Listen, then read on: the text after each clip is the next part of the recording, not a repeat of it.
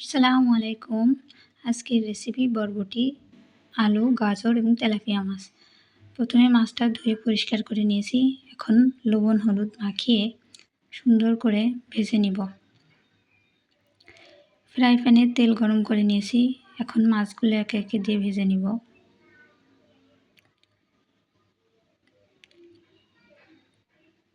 এদিকে সমস্ত সবজি ও উপকরণগুলো রেডি করে নিয়েছি। এই যে আমাদের মাছ ভাজা হয়ে গেছে, এখন উঠিয়ে নিচ্ছি। ওই একই ফ্রাই প্যানে জিরা বাটা, রসুন বাটা, পেঁয়াজ বাটা এবং সরিষা বাটা দিয়ে দিছি এবং দিয়ে দিছি লবণ, হলুদ, মরিচের গুঁড়া ও ধনিয়া গুঁড়া দিয়ে সুন্দর করে নেড়ে মিশিয়ে কষিয়ে নিব।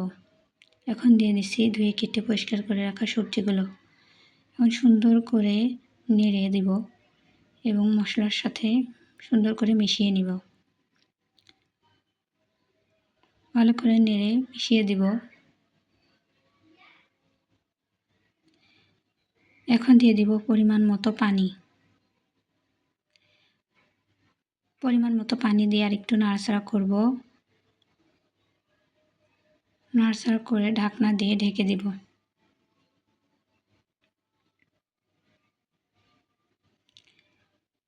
এখন ঢাকনা দিয়ে ঢেকে দিচ্ছি।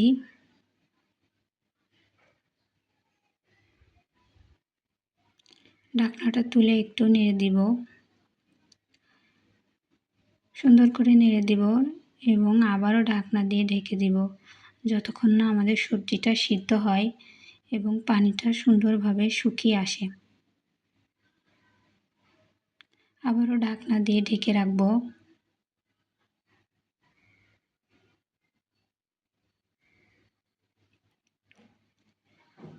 দশ মিনিট পর এই যে ঢাকনাটা খুলে দিয়েছি, আমাদের সবজিটা প্রায় হয়ে আসছে।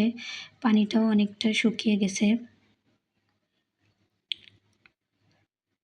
পানিটা একদম শুকিয়ে গেছে। এখন আরেকটু নাড়াচাড়া করে দিব এবং দিয়ে দিব পরিমাণ মতো পানি। পরিমাণ মতো পানি দিব, দিয়ে আরেকটু নাড়াচাড়া করে দিব এবং পানিটা ফুটে উঠলেই ভেজে রাখা মাছগুলো একে একে দিয়ে দিব। মাছগুলো দিয়ে দিচ্ছি, দিয়ে একটু নেড়ে দিব। আবারও ঢাকনা দিয়ে ঢেকে রাখবো।